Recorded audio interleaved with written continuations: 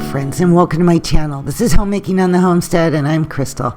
And this week I'm just sharing with you pretty much the last week of July, beginning of August type summer week in my life. Summer has to be my favorite season. I enjoy fall when it comes, but boy, I really enjoy my summer, and I really try to soak it in as much as possible.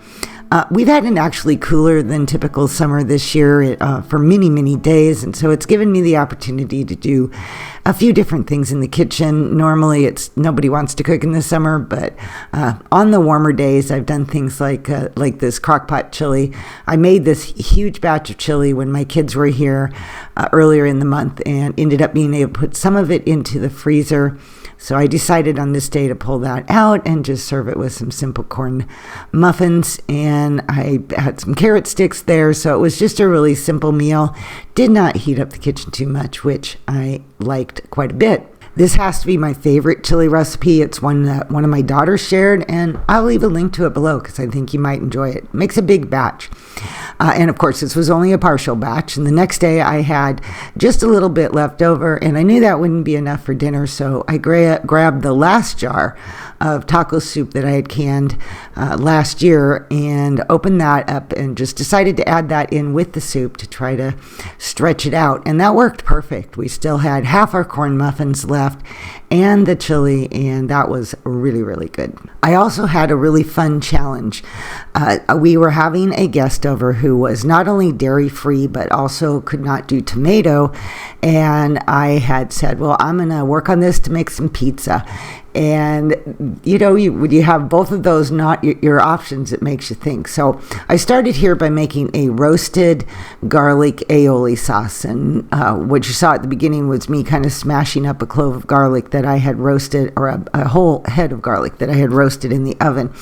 And then I followed the recipe and added the rest of the ingredients, and this tasted really good. I'm not an expert on what aioli sauce is supposed to taste like, but this was very flavorful. I made the crust using the recipe from the blog An Italian in My Kitchen, and let me tell you, I have made this pizza crust over and over, and every single time it turns out absolutely fantastic. For me, it makes 3 12-inch pizza crusts. I have frozen it countless times. On this night, of course, I was only going to be needing 2, so the third one did end up in the freezer. But like I said, I have never had this recipe fail. It makes an absolutely delicious pizza crust. And of course, that'll be another link I leave down below.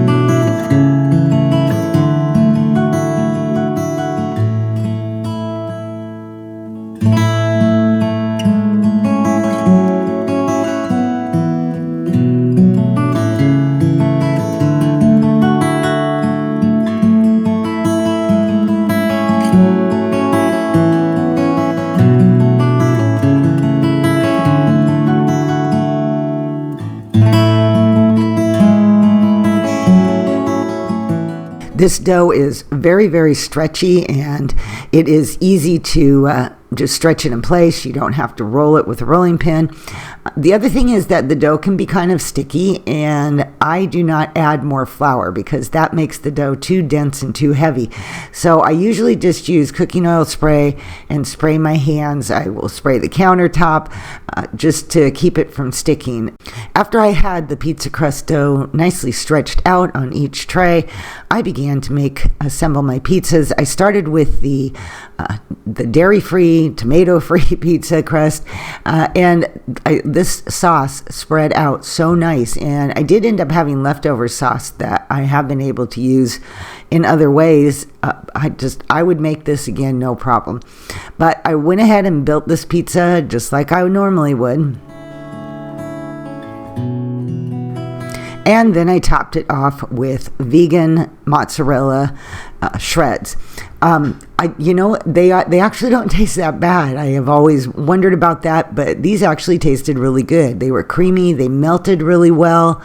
Like, if you can't do dairy, I would have to say, and you have a craving for pizza, I would have to say this would definitely fit the bill.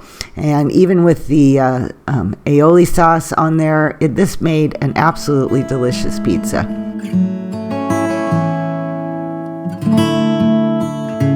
And then it was time to start in on the second one, which was just your basic. The topping ingredients were exactly the same, other than I used some pasta sauce as my base sauce, and of course just used regular mozzarella, and had it a very simplistic pizza: pepperoni, sausage, olives, and onions. And both of them were good. We had a great dinner that night and a fun evening as well.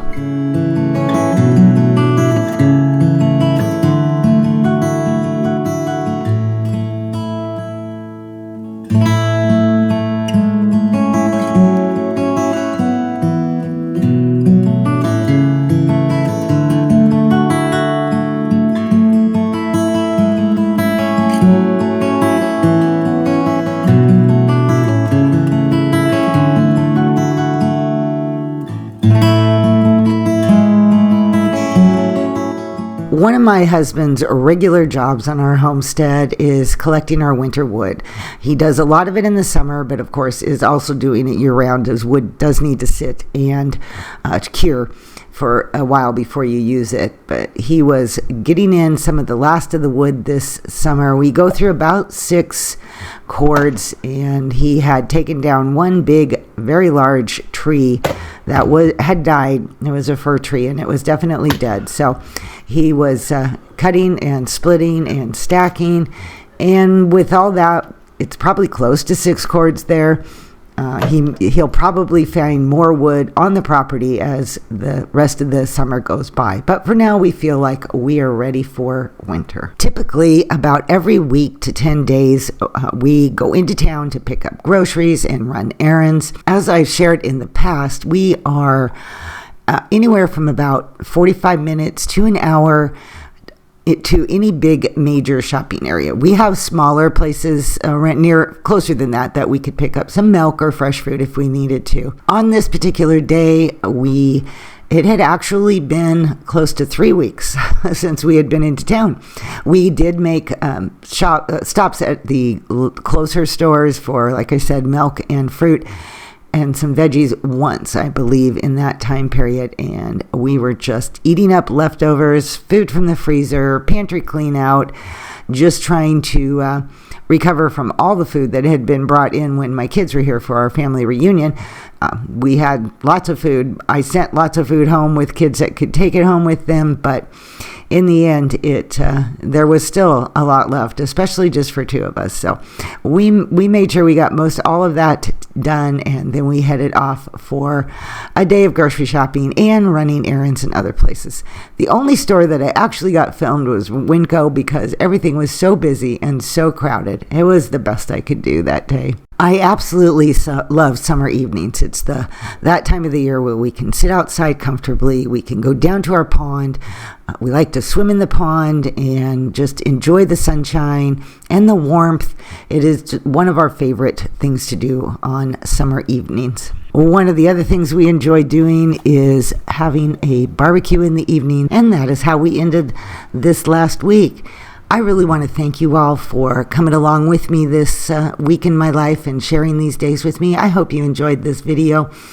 And I thank you all for being here. It means a lot to me. If you did enjoy this video, please give it a like. It is a great way for my videos to hit that algorithm and go out to more like-minded ladies. And also, please leave a comment. Let me know how you're doing and how your summer days are going. All right, ladies. Again, thanks for watching, and I will see you all in my next video. Bye-bye.